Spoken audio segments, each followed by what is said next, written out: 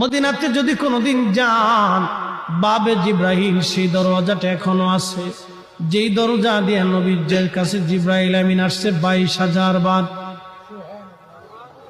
দাহিয়াতুল কালবির সুরত নিয়ে নবীজির কাছে আসতেন। হযরত জিব্রাইল আমিন এসে সালাম দিয়ে বসে গেলেন। মানবের বেশে জিব্রাইল বসে গেলেন। ইয়া রাসূলুল্লাহ, আল্লাহ পাঠিয়ে দিয়েছেন, আল্লাহ সবই জানেন, ভিতরে বাহিরে প্রকাশ্য অপ্রকাশ্য আগে পরে, আপনার অন্তর ভিতর বাহিরে সব আল্লাহ জানেন।